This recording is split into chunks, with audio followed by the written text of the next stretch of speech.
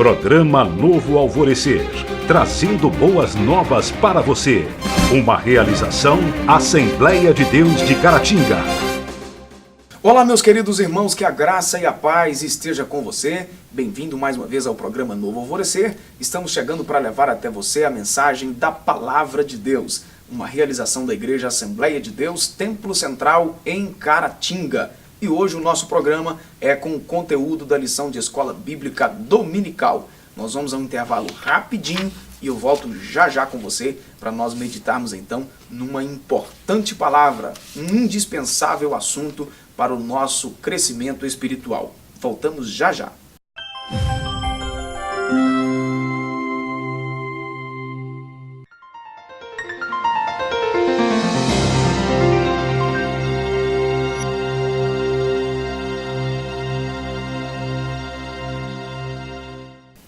De volta com o programa Novo Alvorecer, comigo aqui no estúdio, pastor Saulo Sabino. Bem-vindo mais uma vez, pastor. Amém. E aí nós vamos aí para o nosso comentário, a lição de número 5, que nós estaremos estudando neste próximo domingo, dia 30 de julho, e o tema é a identidade do Espírito Santo.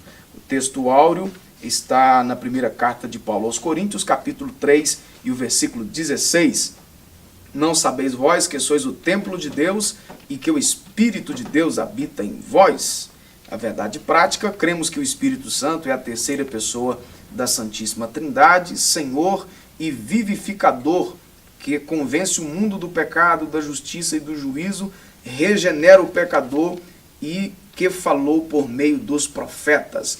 A sugestão de leitura bíblica, João capítulo 14, versículos aí 15, 18 e 26, e você pode ler todo o capítulo aí, não faz mal, né, pastor Saulo? Exatamente.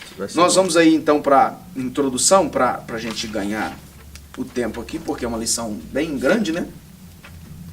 O autor começa dizendo que as Escrituras revelam a identidade do Espírito Santo, sua deidade absoluta e sua personalidade, sua consubstancialidade com o Pai e o Filho, como terceira pessoa da Trindade, e as suas obras no contexto histórico salvífico. E aí, sobre isso que nós estaremos tratando. E aprendendo essa oportunidade tão importante, né?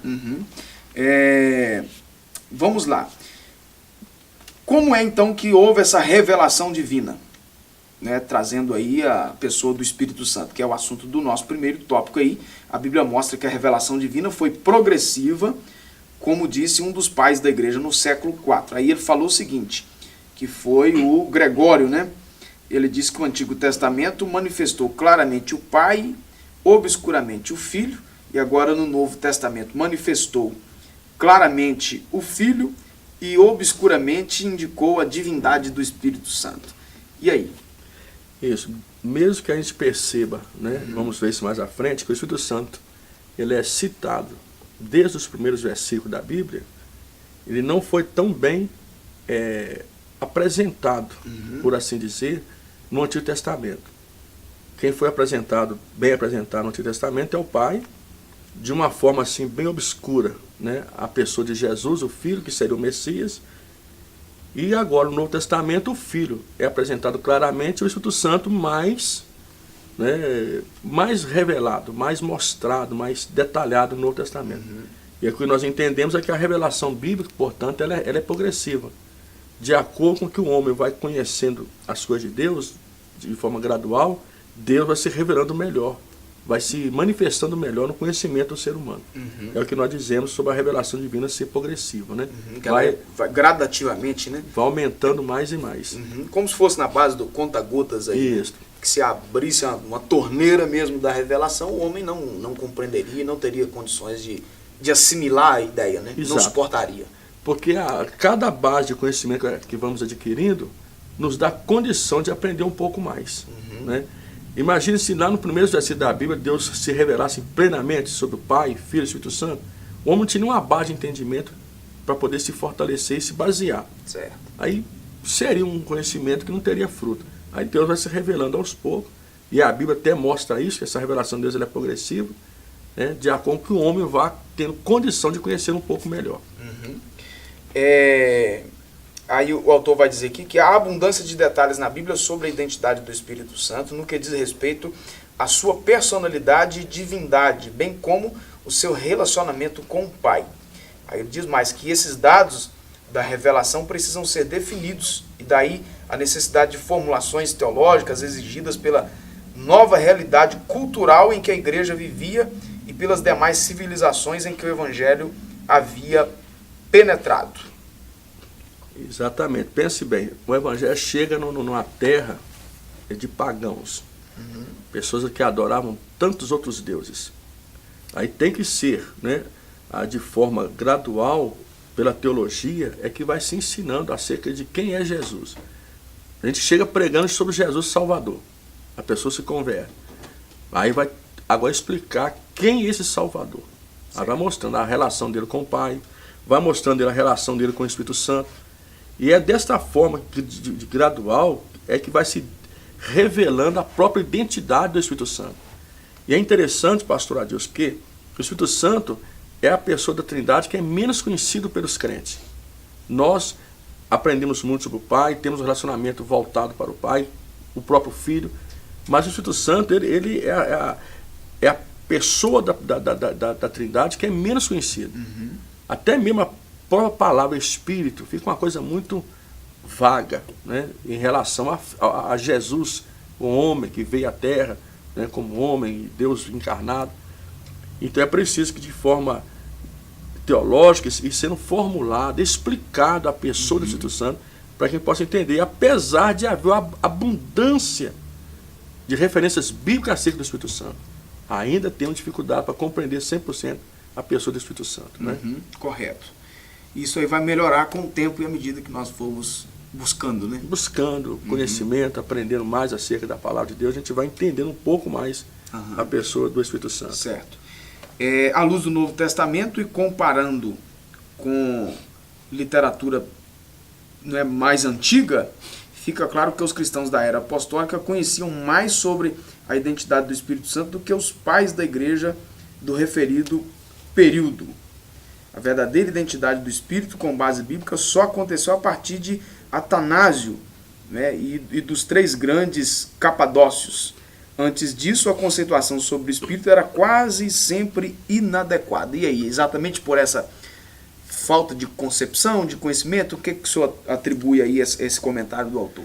É que a gente entende o seguinte, a igreja judia, né, a igreja quando se converte, a igreja de Jerusalém, é um povo já mais voltado para o conhecimento da palavra de Deus, no Antigo Testamento. De acordo com que a palavra foi sendo pregada, o evangelho sendo pregado a outras nações que não tinham contato com o Antigo Testamento, eles passaram a ter um conhecimento inadequado da pessoa do Espírito Santo. Os judeus, de toda forma, eles já tinham o Antigo Testamento que lhes davam a base de conhecimento. Certo. Quando Jesus vem e revela a pessoa do Espírito Santo e os apóstolos passam a pregar entre os judeus acerca do Espírito Santo, era um pouco mais fácil. Mais fácil, que eles tinham a base do Antigo Testamento. Agora, entre as nações que não tinham o Antigo Testamento, que não tinham nenhum conhecimento teológico de Deus, aí chega pregando sobre Jesus, eles se convertem ao Evangelho. As nações pagãs se convertem ao Evangelho.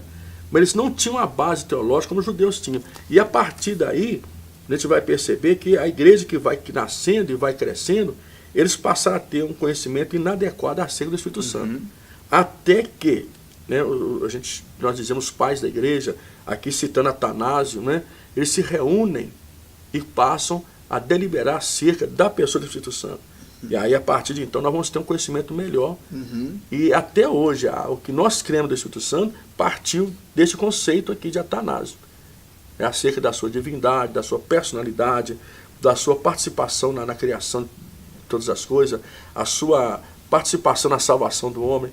É a partir do que foi tratado por Atanásio. Isso aqui, na verdade, o que foi tratado aí, na verdade, é a palavra tão atual que nós utilizamos aí, a famosa reciclagem, né? É você reunir para chegar num consenso, sobre você crescer num conhecimento, você dá realmente uma atualizada no assunto para você ter condição de explanar melhor aquilo ali. Baseado na palavra de Deus, e você vai ensinar isso para as pessoas, ensinar isso para a própria igreja. Né? É uma responsabilidade daqueles que se debruçam sobre a Bíblia, para depois ensinar isso à igreja do Senhor Jesus. Certo. E aí a gente vê então que a pessoa do Espírito Santo tem a sua divindade declarada, na palavra de Deus. O Espírito Santo é chamado de Senhor nas Escrituras Sagradas. E aí nós temos vários exemplos, né, que o autor coloca aqui no texto bíblico, né? Ora, o Senhor é o Espírito, e aí tem vários outros exemplos, né? Aquele texto de Atos 5, quando Pedro vai repreender Ananias, né, por ter mentido ao Espírito Santo. Exato. Né? E aí vários outros textos. Paulo, por exemplo, não sabeis vós que sois templos e morada do Espírito, né, e que Deus habita em vós, o Espírito de Deus, né, que habita em vós. Aí outra referência, né, o Espírito do Senhor falou por mim e a sua palavra esteve na minha boca. Aí é o texto de Samuel 23. Então nós temos ao longo da Bíblia vários textos que declaram a divindade do Espírito Santo. Mesmo não tendo um conhecimento adequado do Espírito Santo, isso não quer dizer que a Bíblia não fala de forma adequada sobre o Espírito Santo. Certo. Né? Não é isso que nós estamos dizendo aqui. Aí nós vamos observar nesse tópico, então, que a divindade do Espírito Santo, ela é declarada na Bíblia. Ela é declarada. E aí nós temos alguns exemplos de versículos da Bíblia, né? Um dos casos clássicos aqui é acerca de Ananias. Pedro pergunta aí, por que você mentiu a Deus? Você está mentindo a Deus, não aos homens. Você mentiu ao Espírito Santo. Então Pedro está relacionando que o Espírito Santo é Deus. Né? E várias outras passagens bíblicas. Aí a citação de Samuel, para melhor dizendo, já vamos ver que lá no Antigo Testamento já está dizendo que o Espírito Santo é Deus. Olha só, o Espírito do Senhor falou por mim, e a sua palavra esteve em minha boca. Disse o Deus de Israel, a rocha de Israel, a mim me falou. Samuel está dizendo que o Espírito Santo falou através dele e que o Espírito Santo é Deus, o Deus de Israel. Quando dizemos isso, né, nós entendemos então que a Bíblia está revelando a divindade do Espírito Santo. Declara isto claramente. Né? E aí nós temos também, aqui para finalizar esse tópico, obras divinas do Espírito Santo. A divindade do Espírito Santo é vista não apenas na declaração direta das Escrituras, nem somente pelo relacionamento dele com o Pai e o Filho, mas também nas obras de Deus. O Espírito Santo é o Criador do universo, dos seres humanos. Aí tem outras referências, né, de obras dele. Né? Gerou Jesus, e o ressuscitou dentre os mortos, ressuscitará os fiéis, é o Senhor da igreja, é o autor do novo nascimento, né? e tantas outras, regenera o pecador. Então todas essas obras aí são atribuídas ao Espírito, né? à pessoa do Espírito. Então o que entendemos é que a Bíblia revela como Deus, não somente no relacionamento dele dentro da Trindade, né, com o Pai e com o Filho, mas também revela como Deus na própria obra da criação. Da mesma forma que a Bíblia diz que o Pai criou todas as coisas, diz também que o Espírito Santo também criou todas as coisas. E nós vemos uma outra obra dele tão presente na igreja, né, pelo menos na nossa crença teológica, que a gente vê isso realmente não só na área teórica, né, mas a gente vê na prática, que é a distribuição dos dons espirituais. Sim, mostrando que quem distribui os dons espirituais é Deus.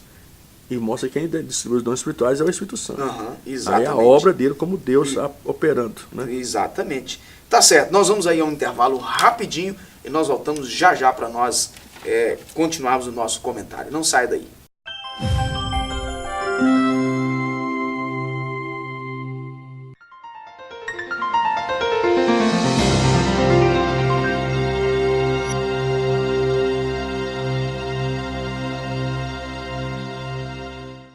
De volta com o programa Novo Alvorecer, aí para nós continuarmos o assunto da nossa escola bíblica dominical. Pastor Saulo, agora nós vamos aí para os atributos da divindade. Nós terminamos falando no bloco anterior aí sobre as obras divinas, né, do Espírito Santo.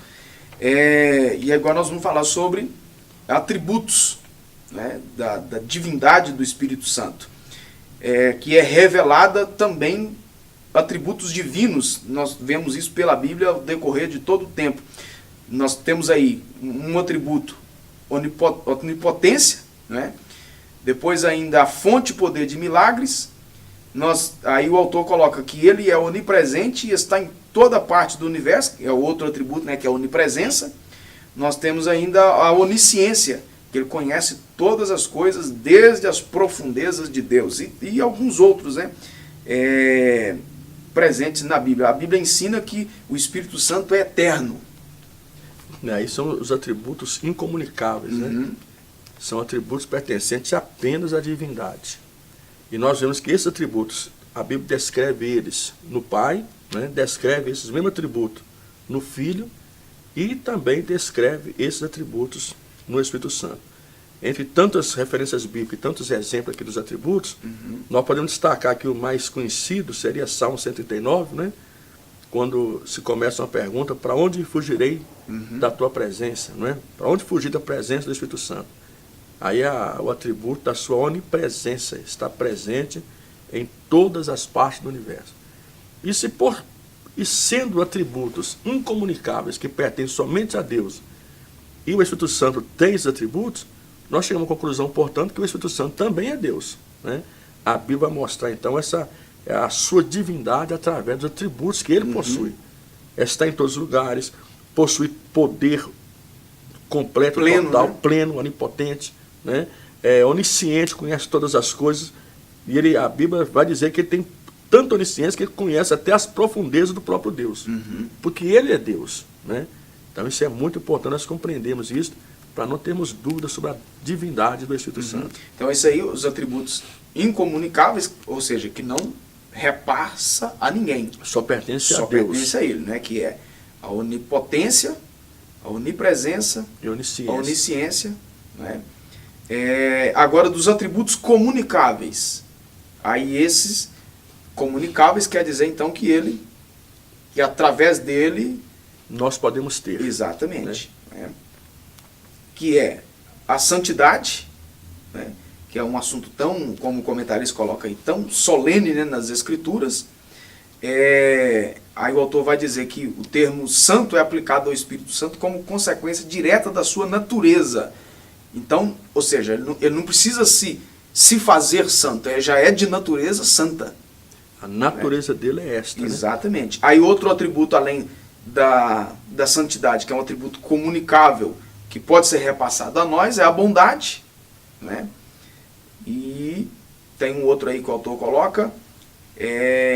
No entanto, a Bíblia ensina que o Espírito Santo é bom. O Espírito Santo é a verdade. É outro atributo comunicável, verdade. Então o que nós entendemos é que o Espírito Santo ele possui também esses atributos que ele comunica eles a nós. Né? E eu acho interessante essa colocação aqui, acerca da sua santidade, é que é da natureza dele ser santo. Ao chamar ele de Espírito Santo, está declarando a natureza plena de santidade dele. Ele é santo não por causa de uma fonte externa que o santifica. Ele é santo porque ele é a fonte da santidade. É ele que nos santifica, né? E aí vamos ver também acerca da bondade, acerca da verdade. Os mesmos atributos comunicáveis que o Pai tem, o Espírito Santo também tem. Né? Bondade, verdade, santidade. E ele não é influenciado por esses atributos. Ele é que é influenciador. É ele que nos santifica, ele que nos leva à verdade, a viver uma vida de verdade. Porque ele é a fonte da verdade. Certo. O Espírito Santo e a Trindade. Aí é um assunto que nós já passamos aqui, é um assunto bem complexo de se ensinar, mas o Espírito Santo é uma das pessoas da Trindade. Aí o comentarista coloca que o Espírito Santo se iguala ao Pai e ao Filho, tendo também um nome, pois o Senhor Jesus determinou que os seus discípulos batizassem em nome do Pai e do Filho e do Espírito Santo. Isso significa ser o Espírito Santo objeto da nossa fé, pois em seu nome somos batizados, indicando um reconhecimento igual ao do Pai e o do Filho. Nós temos certa dificuldade para compreender acerca da Trindade, como foi passada a última lição, né? Uma penúltima lição. E a verdade é que nós temos dificuldades para compreender não só sobre a Trindade, sobre qualquer aspecto de coisas espirituais nós temos dificuldade. Qualquer aspecto, qualquer área que a gente entrar, porque nós somos seres materiais. E, inclusive, aí, entre tantas dificuldades, nós temos sobre a Trindade. O que temos que entender e saber? É o que a Bíblia fala. A Bíblia diz, né, acerca desta relação de Deus como uma Trindade. E a Bíblia somente diz, a Bíblia não detalha, não explica como que funciona, como que é, porque a nossa mente ainda não teria condição de entender tudo. Mas a Bíblia vai mostrar para nós, sim, né, a pessoa do Espírito Santo fazendo parte, né, da Trindade. Alguém vai dizer que Pai não é nome, Filho não é nome, Espírito Santo não é nome, mas é. Quando você fala acerca do Espírito Santo, você está falando, fazendo uma referência, né, a uma pessoa específica. Uhum. E dentro da Trindade, o Espírito Santo é nome, é um nome de um daqueles que compõem a Trindade. Então o Espírito Santo, ele é Deus, né? E também nós vamos ver acerca de comunhão com o Espírito Santo. Isso vai mostrar que ele também é objeto da nossa fé, da nossa adoração. Como Deus, ele é objeto da nossa fé e da nossa adoração. Quando dizer que tem que ter comunhão com ele, é porque nós o adoramos, nós oramos a ele, buscamos a sua presença, né? Certo.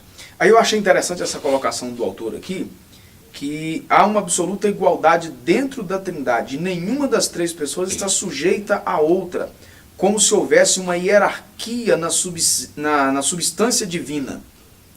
Ou seja, que pela nossa limitação, e a gente costuma fazer